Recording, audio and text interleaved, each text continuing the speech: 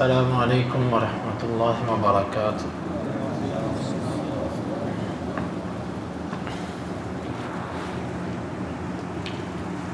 الحمد للہ والصلاة والسلام علی رسول اللہ، اما بعد۔ آیت نمبر 229 کے متعلق ایک مسئلہ باقی ہے کہ ایک مجلس کی 3 طلاقیں، ان کو 3 شمار کیا جائے گا کہ 1؟ اس سلسلے میں علماء کے تقریباً 3 موقف ہیں، ایسے زیادہ ہیں لیکن آسان انداز میں آپ 3 موقف سمجھ لیں۔ ایک موقف یہ ہے کہ اگر آپ نے 3 طلاقیں دیں تو تینوں واقع ہو جائیں گی۔ دوسرا موقف یہ ہے آپ نے 3 دیں تو کوئی بھی واقع نہیں ہوگی، کیونکہ آپ نے غلط کام کیا، 1 دینی چاہیے تھی، آپ نے غلط کیا، لہٰذا سارا ہی غلط ہے، کچھ بھی نہیں ہوا۔ اور تیسرا موقف یہ ہے کہ آپ نے 3 طلاقیں دیں ایک مجلس کے اندر تو 1 واقع ہوئی۔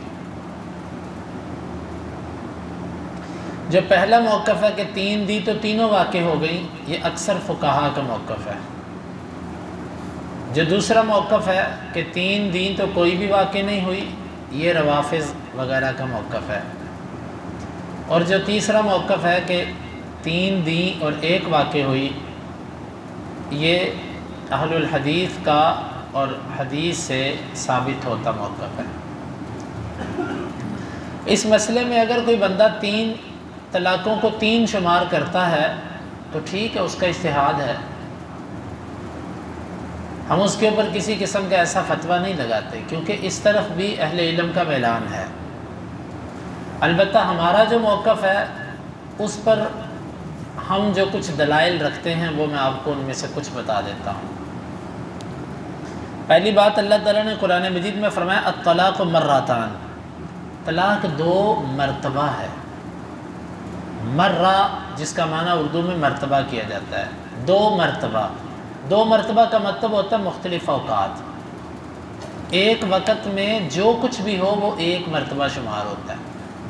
جس طرح کہ کسی بندے سے آپ کا جھگڑا ہو، کوئی آپ کو مارے، تو آپ جا کر جب اس کی شکایت کرو گے تو آپ کہو گے کہ اس نے مجھے 2 مرتبہ مارا ہے، 1 دفعہ آج اور 1 دفعہ پہلے۔ حالانکہ جب اس نے 1 دفعہ آپ کو مارا ہے تو اس میں 1 تھپڑ تھوڑی مارا ہے، بعض دفعہ کئی تھپڑ مارے جاتے ہیں، بعض دفعہ 1 مارا جاتا ہے، بعض دفعہ 2 مارے جاتے ہیں۔ 1 دفعہ کے جتنے بھی ہوں اس کو 1 ہی دفعہ شمار کیا جاتا ہے۔ اور بھی قرآن مجید کے اندر اللہ رب العالمین نے اس مرہ کا لفظ جہاں پر آیا نا، مرہ، اس کا معنی ہی یہ ہوتا ہے کہ 1 وقت کے بعد، ایک ہی وقت کے اندر جو بھی کام کیا جاتا ہے وہ مرہ نہیں، وہ صرف 1 مرہ ہوتا ہے، 2 نہیں ہوتا۔ لہٰذا 1 دفعہ اگر انسان کتنی بھی طلاقیں دیتا ہے تو وہ 1 طلاق ہے۔ بعض لوگ اس پر اعتراض کرتے ہیں، وہ کہتے ہیں جی دیکھیں، اگر کوئی بندہ 3 دفعہ کوئی بات کہے تو وہ 1 دفعہ کیسے ہوگی؟ جس طرح آپ کو کوئی 3 تھپڑ مارے تو وہ 3 ہے کہ 1 ہے؟ تو ظاہر ہے جب آپ کو کسی نے 3 تھپڑ مارے تو وہ 3 ہے نا، آپ اس کو 1 نہیں کہہ سکتے۔ تو ایک مجلس کی ایک موقع پر 3 طلاقوں کو آپ 1 کیسے کہہ دیتے ہیں؟ یہ ان کا غلط انداز ہے۔ شرعی دلائل کا جواب ایسے نہیں دیا جاتا عقل کے ساتھ۔ اگر یہ بات ہے تو پھر یہ اعتراض ان پر بھی آتا ہے۔ ان پر اعتراض اس طریقے سے آتا ہے کہ ان کے نزدیک بھی اگر کوئی بندہ 100 طلاق دے دے تو وہ 3 واقع ہوتی ہے۔ کتنی واقع ہوتی ہیں؟ 3۔ وہ کہتے ہیں کہ بندہ 100 طلاق بھی دیتا تو 3 واقع ہوئی ہیں، 97 لغو ہیں۔ تو ہم کہتے ہیں کہ تمہیں اگر کوئی بندہ 100 تھپڑ مارے اور 3 گنے پھر تو تم بھی تو پھر اس پر مشکل میں پڑ جاؤ گے نا۔ تو اس لیے عقل کے ساتھ شریعت کے جو احکامات ہیں اس کا مقابلہ نہیں کیا جا سکتا۔ مرہ 2 باریاں ہیں، اور اگر آپ شریعت کے انداز کو دیکھیں، شریعت اس کو درست ہی نہیں کہتی کہ تم ایک مجلس کے اندر 3 طلاقیں دو۔ کیوں؟ اس لیے کہ ایک طلاق ایک مجلس کے اندر اس کا مطلب یہ ہے کہ اس کے بعد انسان کو کچھ سوچنے کا موقع مل جائے۔ اگر ایک ہی دفعہ سب کو شمار کر لیا جائے اور جدائی ہو جائے تو یہ تو طریقہ اور شریعت کی حکمت کے منافی ہے۔ پہلے تو قرآن مجید کے لفظ، اس کی میں نے مختصر وضاحت کی ہے، اس میں تفصیل ہے کچھ۔ دوسری بات، صحیح مسلم کی روایت ہے، عبداللہ بن عباس رضی اللہ عنہ کہتے ہیں کہ کان الطلاق علی عہد رسول اللہ صلی اللہ علیہ وسلم و ابی بکر و سنتین من خلافت عمر طلاق الثلاث واحدہ۔ طلاق اللہ کے نبی صلی اللہ علیہ وسلم کے زمانے میں، ابو بکر رضی اللہ عنہ کے زمانے میں اور عمر رضی اللہ عنہ کے ابتدائی 2 سالوں تک ایک مجلس کی 3 طلاقیں ایک شمار ہوتی تھی۔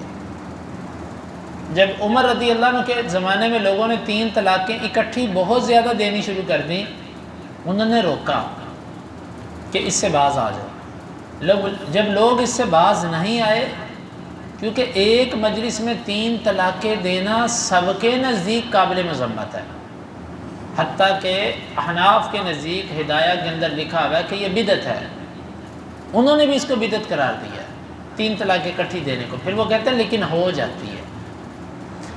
عمر رضی اللہ عنہ نے منع کیا، جب لوگ باز نہ آئے تو انہوں نے سزا کے طور پر یہ کہا تھا کہ جس نے 3 جاری کی نا آج کے بعد اکٹھی، تو اس کی میں 3 کو پھر 3 گنوں گا۔ یہ فیصلہ شرعی فیصلہ نہیں تھا، یہ ایک تعزیری فیصلہ تھا، اور یہ میں نہیں کہتا، یہ علماء، بلکہ علماء احناف نے بھی یہ بات کہی ہے کہ عمر رضی اللہ عنہ کا یہ فیصلہ سیاسی تھا، ان کے لفظ ہے سیاسی فیصلہ تھا، اور کچھ علماء نے یہ لفظ لکھا کہ ان کا یہ تعزیری فیصلہ تھا۔ جو تعزیری فیصلہ ہوتا ہے یہ شریعت نہیں ہوتا۔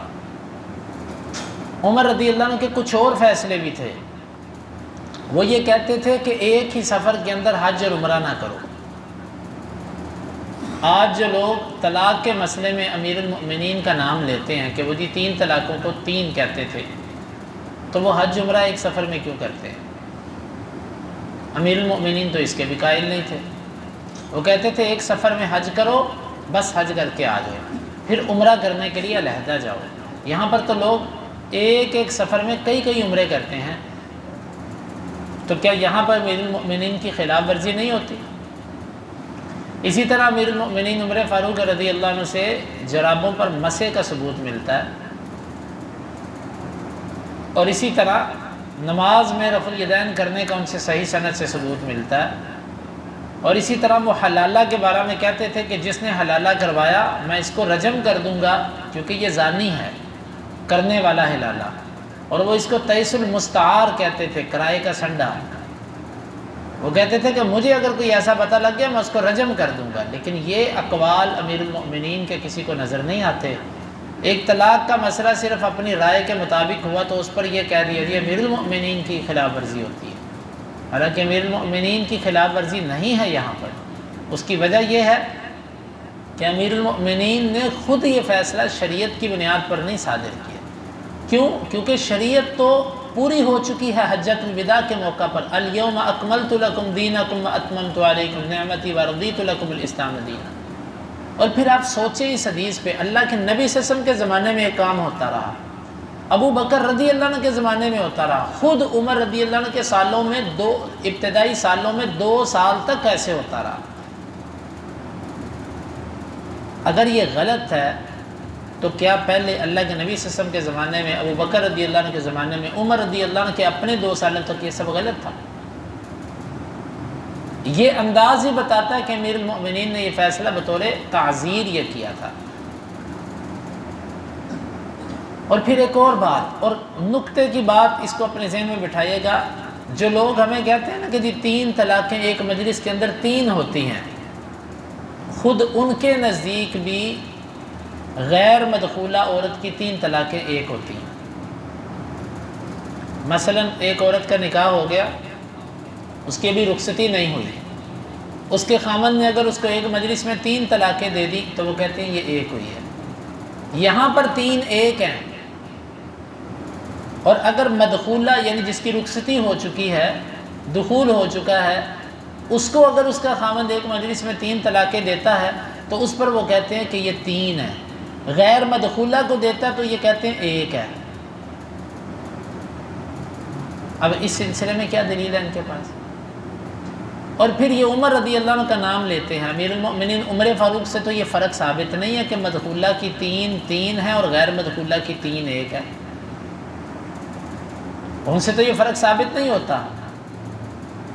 تو یہ بڑی اہم بات ہے، سمجھنے کی بات ہے کہ خود جو لوگ ہمیں تانا دیتے ہیں نا کہ 3 کے 1 کر کے تم حرام فتویٰ دیتے ہو، وہ یہ کام خود بھی کرتے ہیں غیر مدخولہ پر، اس پر ان کا اپنا فتویٰ بھی یہی ہے۔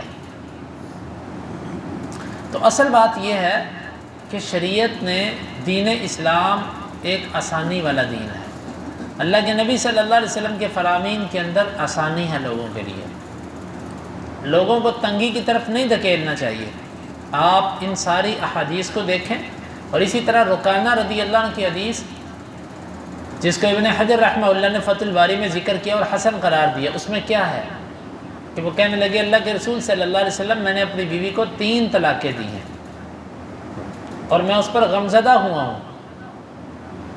آپ صلی اللہ علیہ وسلم نے ان سے پوچھا تھا افی مجلس واحد، کیا ایک مجلس کے اندر تم نے یہ 3 طلاقیں دی ہیں؟ وہ کہنے لگے ہاں۔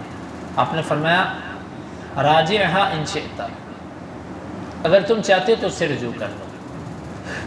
اب اس سے رجوع کا آپ نے حکم دیا، 3 طلاقیں وہ ایک مجلس میں دے چکا ہے، ظاہر بات ہے وہ 3 1 تھیں تو آپ نے کہا رجوع کر لو۔ بہرحال یہ علمی بحثیں ہیں، اس میں اگر کسی کا میلان اس طرف ہے نا کہ 3 3 ہے تو کوئی بات نہیں، یہ ایسے اختلاف ہیں کہ جس میں علماء دونوں طرف کچھ نہ کچھ دلائل دیے ہوئے ہیں، تو اس میں تشدد نہیں ہے۔ ہاں ہمارے موقع پر یہ دلیل ہے، جب وہ یہ فتویٰ دیتے ہیں، یہ بات کہتے ہیں کہ جی تم زنا کا فتویٰ دیتے ہو، تم 3 طلاقیں ہونے کے باوجود بھی کہتے ہو کہ جی نکاح نہیں ختم ہوا، تم رجوع کا فتویٰ دیتے ہو، گویا تم ان سے ساری زندگی زنا کرواتے ہو ان کا، تو یہ ظلم اور زیادتی والی بات ہے، جس کی بنیاد پر پھر تعصب جو ہے وہ بھڑکتا ہے۔ حالانکہ انہیں پتہ ہے کہ علماء امت میں یہ بہت سے فقہا محدثین کا یہ موقف رہا ہے، خود حدیث کے اندر یہ موقف رہا ہے، اور پھر وہ ہمیں کہتے ہیں کہ عمر رضی اللہ عنہ کے بعد اجماع ہو چکا تھا، تم اجماع کی مخالفت کرتے ہو۔ سوال یہ پیدا ہوتا ہے کہ جو عمر رضی اللہ عنہ سے پہلے کا اجماع تھا، جو اللہ کے نبی صلی اللہ علیہ وسلم کے زمانے میں تھا، جو ابو بکر کے زمانے میں تھا، جو خود عمر کے 2 سالوں تک اجماع رہا، یہ اجماع کہاں گیا؟ تم بعد والے اجماع سے پہلے والے اجماع کو ختم کرتے ہو، یہ کہاں کی عقل مندی ہے؟ کسی بھی صورت کے اندر دلائل کے اعتبار سے یہی موقف کبھی ہے کہ 3 1 ہیں، لیکن پھر بھی اگر کسی اہل علم کا یہ موقف ہے کہ 3 3 ہے تو ٹھیک ہے، کوئی بات نہیں، ہم ان کے اوپر کوئی ایسا غلط فتویٰ نہیں لگاتے۔ لیکن جب وہ ایسی بات کرتے ہیں، لیکن اس کے ساتھ ان کے ہاں جو غلط رستہ ہے وہ کیا ہے؟ جب وہ مجبور ہوتے ہیں کہ جی ہمیں اب کوئی رستہ بتائیں نکلنے کا، ہم حنفی بھی ہیں، فقہ حنفی کے پابند بھی ہیں، لیکن ہمیں یہاں سے نکلنے کا رستہ بتائیں، تو جو وہ رستہ اختیار کرتے ہیں وہ بڑا خطرناک ہے، وہ حلالے کا فتویٰ دیتے ہیں۔ حلالہ کے بارے میں اللہ کے نبی صلی اللہ علیہ وسلم نے فرمایا کہ اللہ حلالہ کرنے اور کروانے والے پر لعنت کرے، یہ فتویٰ ان کا بڑا خطرناک۔ اور آج سے کچھ عرصہ پہلے تک تو ان کے ہاں ان کے مدارس کے اندر کمرے ہوتے تھے کہ جس میں یہ کام ہوتا تھا، لیکن پھر یہ اہل حدیث ہی کی تحریک اٹھانے کی وجہ سے، اور اس چیز کو اہل حدیث نے بہت بلند کیا اور بہت لوگوں کو بتایا کہ یہ ایسے کرتے ہیں، پھر شرما شرمی انہوں نے اس معاملے کو دبایا، اور واضح حدیثیں کہتے ہیں جی ہاں اللہ کے نبی نے لعنت کی ہے، لیکن حلالہ تو ہو جاتا ہے نا، بیوی تو اس کے لیے حلال ہو گئی نا، چلو لعنت تو پڑ گئی۔ اور بلکہ بعض تو اتنا جرأت کا مظاہرہ کرتے ہیں، وہ کہتے ہیں کہ اللہ کے نبی صلی اللہ علیہ وسلم نے فرمایا کہ اللہ میں نے جس پر بھی لعنت کی ہے تو میری لعنت کو اس کے لیے رحمت بنا دے۔ صحیح مسلم کی ایک روایت ہے، اس میں یہ ہے کہ اللہ میں نے جس کو سخت کچھ کہا غصے میں، اللہ میرے اس کلمے کو اگر وہ اس کا مستحق نہیں تھا تو اللہ تو اس کو اس کے لیے رحمت بنا دے۔ وہ کہتے ہیں یہاں پر جو اللہ کے نبی نے کہا نا اللہ حلالہ کرنے اور کروانے والے پر لعنت کرے، یہ لعنت رحمت ہے۔ کیوں؟ اللہ کے نبی نے خود کہا کہ میری بد دعا کو اس کے لیے رحمت بنا دے۔ یہ جرأت ہے، حدیث کے اندر تحریف ہے، اور ایسا لکھنے والے کو اللہ تعالیٰ پوچھے گا انشاءاللہ۔